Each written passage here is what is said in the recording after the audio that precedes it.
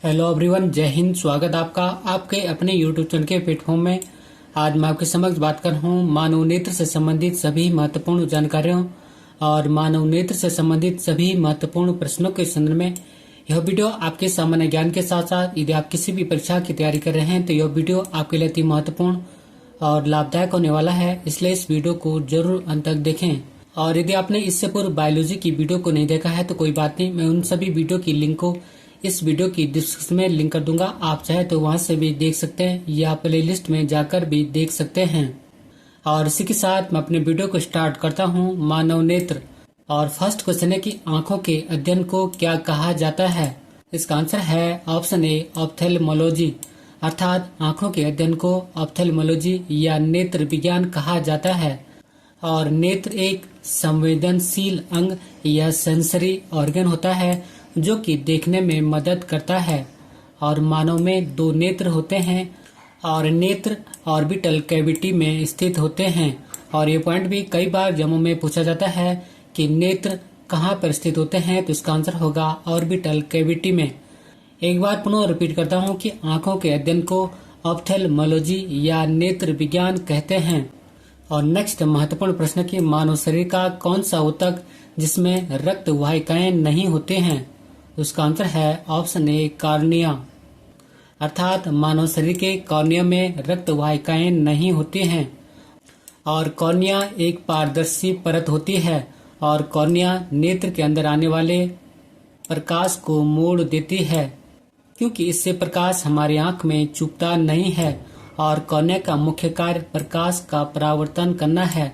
और ये पॉइंट भी कई बार जमों में पूछा जाता है कि कॉर्निया का मुख्य कार्य क्या है, तो उसका आंसर होगा प्रकाश का परावर्तन करना। और नेक्स्ट महत्वपूर्ण प्रश्न की आंख के किस भाग पर वस्तु का प्रतिबिंब बनता है। उसका आंसर है ऑप्शन डी, रेटिना। अर्थात आंख के रेटिना पर वस्तु का प्रतिबिंब बनता है।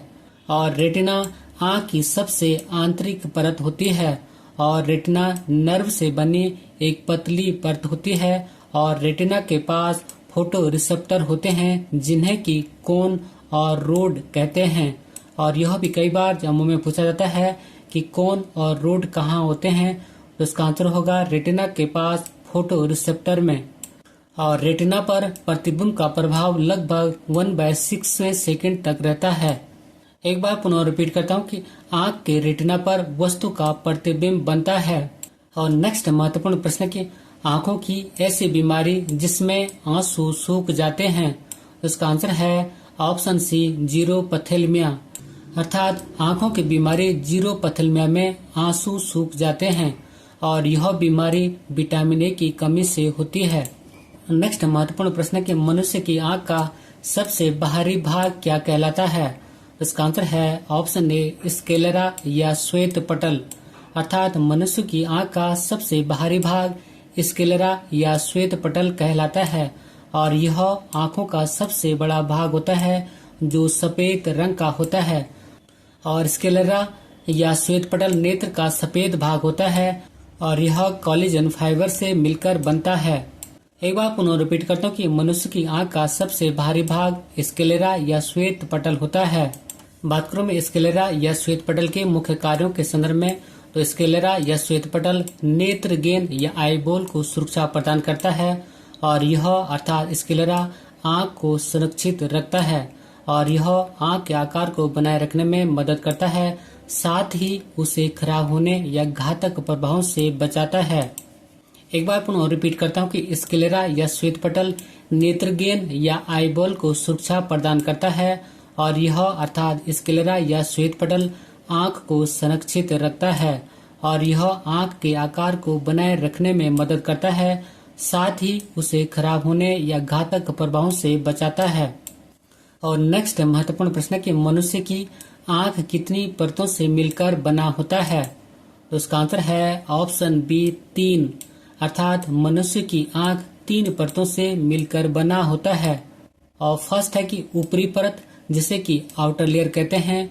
सेकंड है मध्य परत जिसे कि मिडिल लेयर कहते हैं। और थर्ड है आंतरिक परत जिसे कि इनर लेयर कहते हैं। बात करूं मैं ऊपरी परत के संदर्भ में, तो ऊपरी परत कॉर्निया और स्क्लेरा से बनी होती है, जबकि मध्य परत मध्य परत इरिस, कोराइड और सिलेरी बॉडी से बनी होती है। और आंतरिक परत इसे रेटिना भी कहते हैं और रेटिना नर्व कोशिका से बनी होती है। और इसमें अर्थात आंतरिक परत में रोड और कोन पाए जाते हैं। और ये पॉइंट भी कई बार जम्मू में पूछा जाता है कि रोड और कोन कहाँ पाए जाते हैं, तो इसका आंसर होगा आंतरिक परत में। एक बार पुनः रिपीट करता हूँ कि मनुष्य की आंख 3 परतों से मिलकर बनी होती है। फर्स्ट है ऊपरी परत, सेकंड है मध्य परत और थर्ड है आंतरिक परत। मात्रों में ऊपरी परत के संदर्भ में तो ऊपरी परत कॉर्निया और स्क्लेरा से मिलकर बनी होती है। सेकंड है मध्य परत और मध्य परत इरिस, कोराइड और सिलेरी बॉडी से मिलकर बनी होती है। और नेक्स्ट है आंतरिक परत, और आंतरिक परत को रेटिना भी कहते हैं और रेटिना नर्व कोशिका से बनी होती है और इसमें रोड और कोन पाए जाते हैं। और नेक्स्ट महत्वपूर्ण प्रश्न की आंखों की बीमारी मायोपिया, जिसे कि निकट दृष्टि दोष भी कहते हैं, में प्रतिबिंब कहाँ बनती है, तो इसका आंसर है ऑप्शन ए रेटिना से पहले। अर्थात आंखों की बीमारी मायोपिया या निकट दृष्टि दोष में प्रतिबिंब रेटिना से पहले बनता है। बात करूं मैं निकट दृष्टि दोष या मायोपिया के संदर्भ में, और इसमें अर्थात निकट दृष्टि दोष या मायोपिया में निकट की वस्तु स्पष्ट रूप से दिखाई देती है लेकिन दूर की वस्तु स्पष्ट रूप से दिखाई नहीं देती है। और इसमें प्रतिबिंब रेटिना के आगे बनता है और इसमें नेत्र गोलक बढ़ जाता है और इसमें फोकस दूरी घट जाती है और इसमें नेत्र लेंस की क्षमता बढ़ जाती है। बात करूं मैं निकट दृष्टि दोष या मायोपिया के उपचार के संदर्भ में, तो इसमें अवतल लेंस या कॉन्केव लेंस के बने चश्मे उपयोग में लाए जाते हैं। एक बार पुनः रिपीट करता हूँ कि इसमें अर्थात निकट दृष्टि दोष में निकट की वस्तु स्पष्ट रूप से दिखाई देती है लेकिन दूर की वस्तु स्पष्ट रूप से दिखाई नहीं देती है और इसमें प्रतिबिंब रेटिना के आगे बनता है और इसमें नेत्र गोलक बढ़ जाता है और इसमें फोकस दूरी घट जाती है और लेंस की क्षमता भी बढ़ जाती है। और निकट दृष्टि दोष या मायोपिया के उपचार में अवतल लेंस या कॉन्केव लेंस के बने चश्मे उपयोग में लाए जाते हैं। और नेक्स्ट महत्वपूर्ण प्रश्न की आंखों की बीमारी हाइपरमेट्रोपिया या दूर दृष्टि दोष में प्रतिबिंब कहाँ बनता है, तो इसका आंसर है ऑप्शन बी रेटिना के पीछे।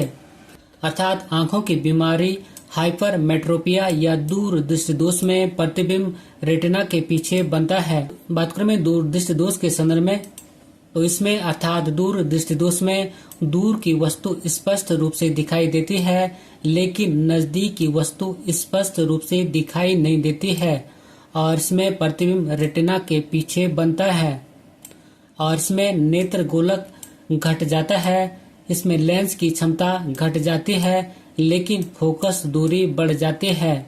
और इसके प्रभाव अर्थात दूर दृष्टि दोष के प्रभाव के कारण दूर की वस्तु दिखेगी लेकिन नजदीक की वस्तु नहीं दिखती है। और इसके उपचार अर्थात दूर दृष्टि दोष के उपचार हेतु उत्तल लेंस या कॉन्वेक्स लेंस के बने चश्मे का उपयोग किया जाता है।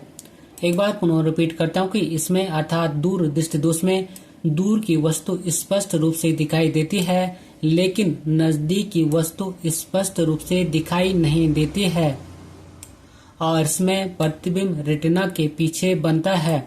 और ये पॉइंट कई बार जम्मू में पूछा जाता है कि इसमें अर्थात दूर दृष्टि दोष में प्रतिबिंब रेटिना के पीछे बनता है और दूर दृष्टि दोष में नेत्र गोलक घट जाता है, लेंस की क्षमता भी घट जाती है लेकिन फोकस दूरी बढ़ जाती है और इसके प्रभाव के कारण दूर की वस्तु दिखेगी लेकिन नजदीक की वस्तु नहीं दिखती है। अर्थात दूर दृष्टि दोष में दूर की वस्तु दिखती है लेकिन नजदीक की वस्तु नहीं दिखती है।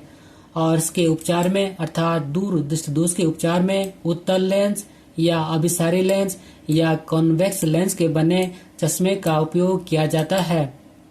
अब मैं आपके समक्ष बात कर रहा हूँ दूर दृष्टि दोष और निकट दृष्टि दोष में प्रयुक्त होने वाले लेंसों के संदर्भ में।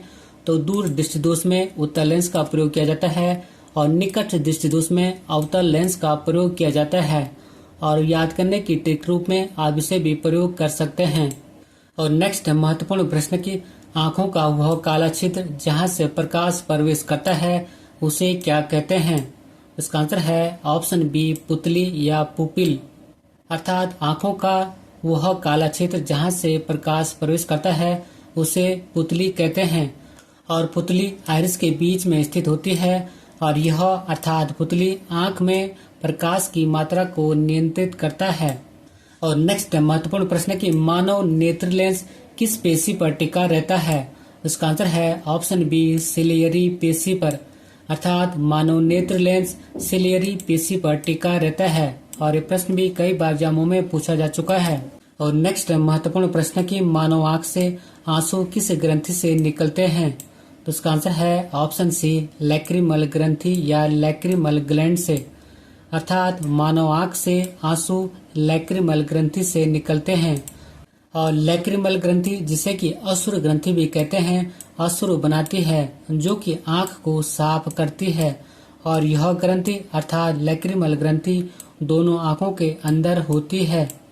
और नेक्स्ट महत्वपूर्ण प्रश्न की मनुष्य के आंसू में कौन सा अम्ल पाया जाता है। तो इसका आंसर है ऑप्शन सी सियालिक अम्ल। अर्थात मनुष्य की आंसू में सियालिक अम्ल या सियालिक एसिड पाया जाता है। और नेक्स्ट महत्वपूर्ण प्रश्न की उम्र बढ़ने के साथ साथ निकट और दूर की वस्तुओं को फोकस करने में आंख की योग्यता में कमी क्या कहलाती है। इसका आंसर है ऑप्शन ए प्रेस बायोपिया।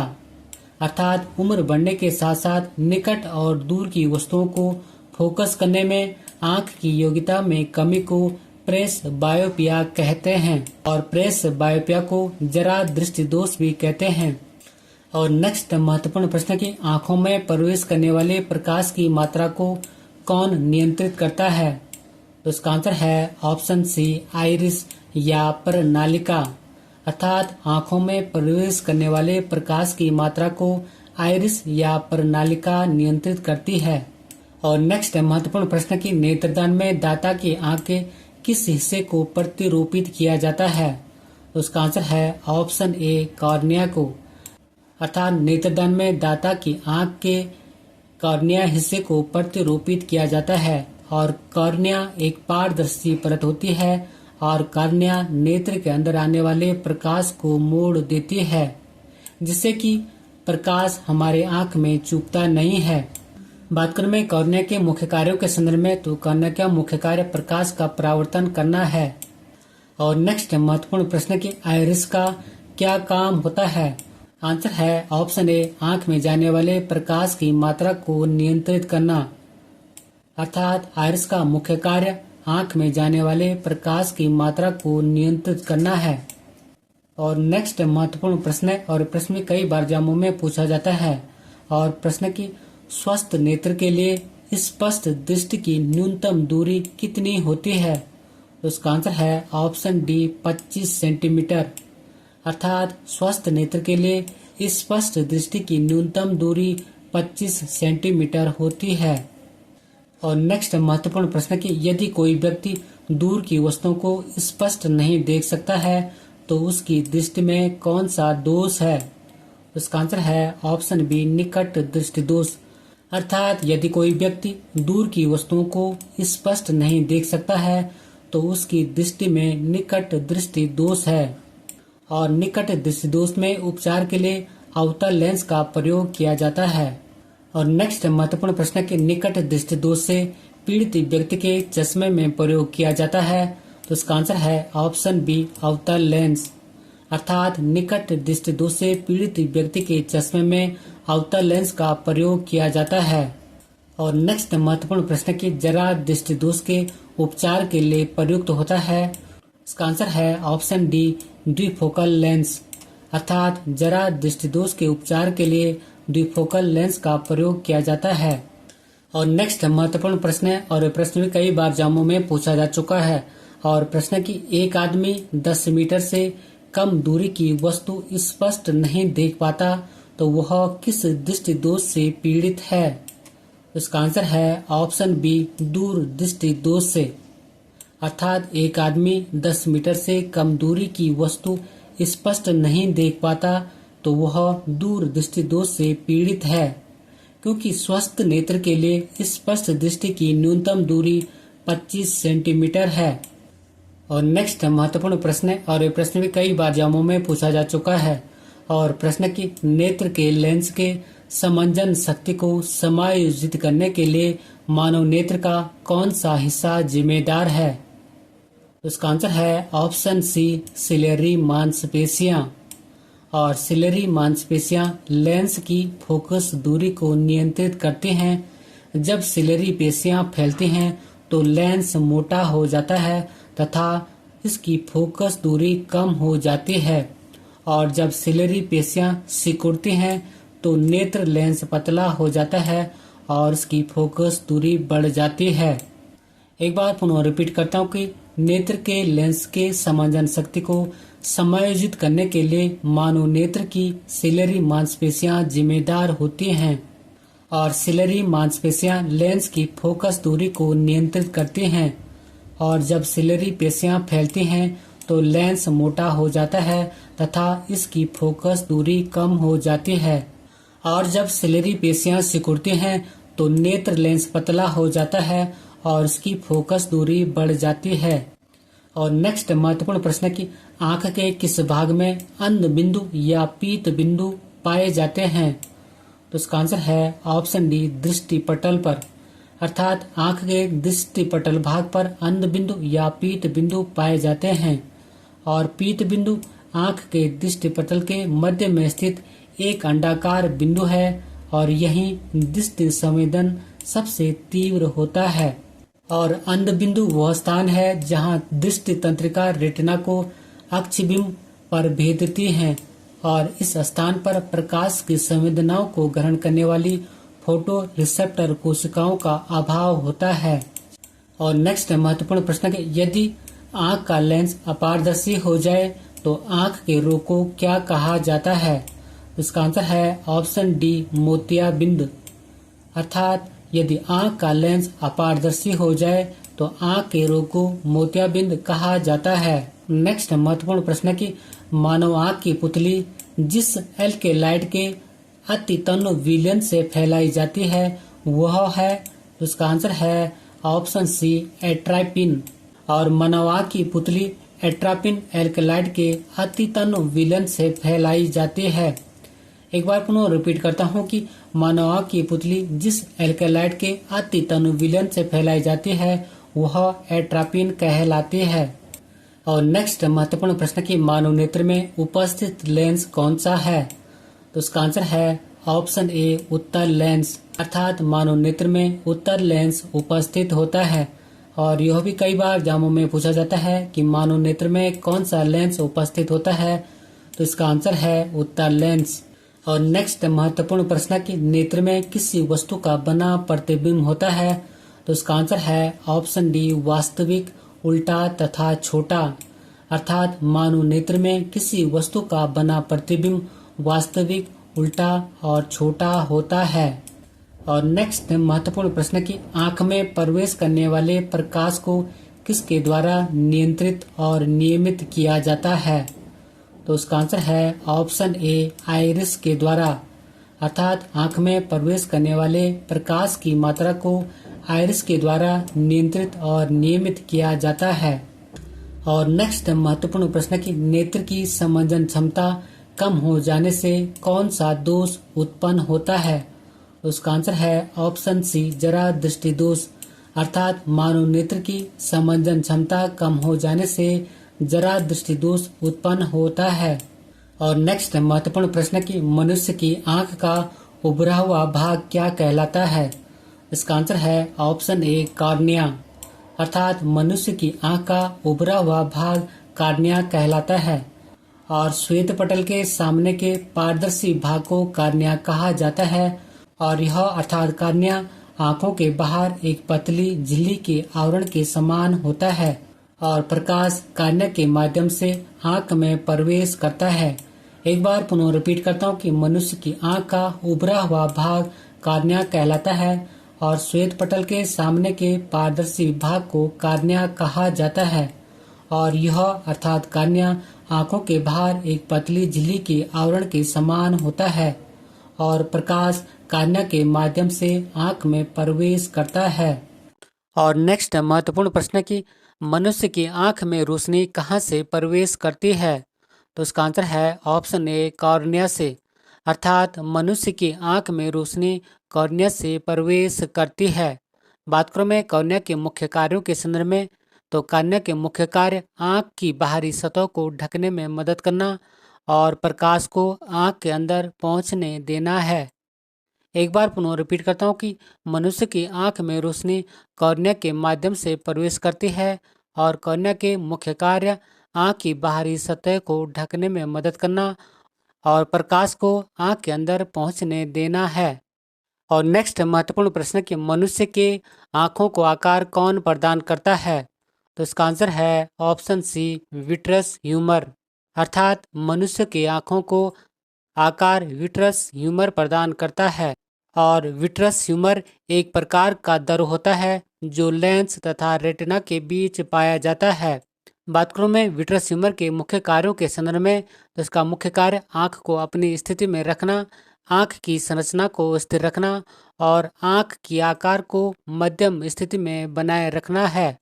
एक बार पुनः रिपीट करता हूँ कि मनुष्य की आंखों का आकार विट्रस ह्यूमर प्रदान करता है और विट्रस ह्यूमर एक प्रकार का दर होता है जो लेंस तथा रेटिना के बीच पाया जाता है।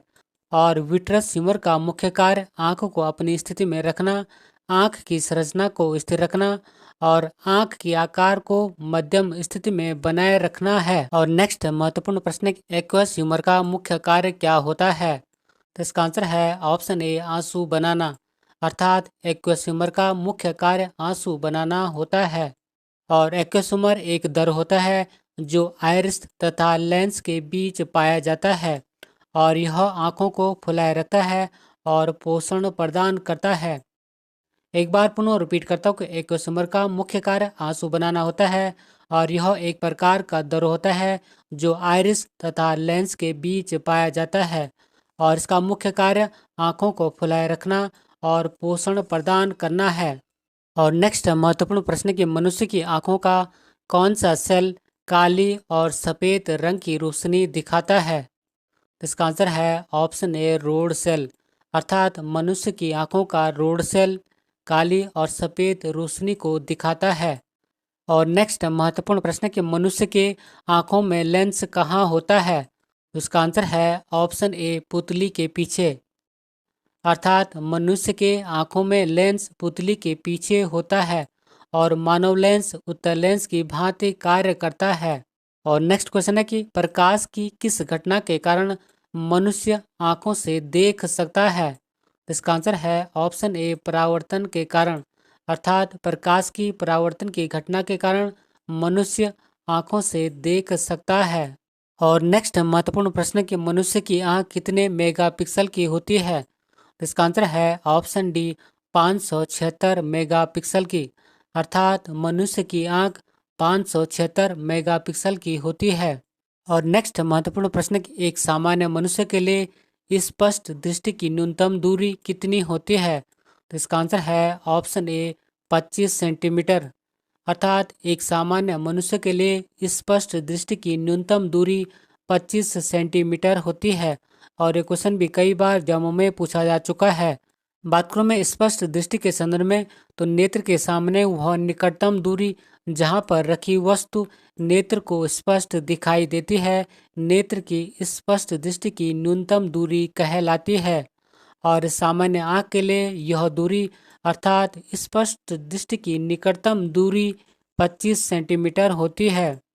एक बार पुनः रिपीट करता हूँ कि एक सामान्य मनुष्य के लिए स्पष्ट दृष्टि की न्यूनतम दूरी 25 सेंटीमीटर होती है। और नेक्स्ट क्वेश्चन है कि पुतली का आकार रोशनी के हिसाब से कौन निर्धारित करता है? तो इसका आंसर है ऑप्शन सी आइरिस। अर्थात पुतली का आकार रोशनी के हिसाब से आइरिस निर्धारित करता है। और नेक्स्ट महत्वपूर्ण प्रश्न है कि धूप या ज़्यादा रोशनी में पुतली के आकार पर क्या फर्क पड़ता है? तो इसका आंसर है ऑप्शन बी छोटा हो जाता है।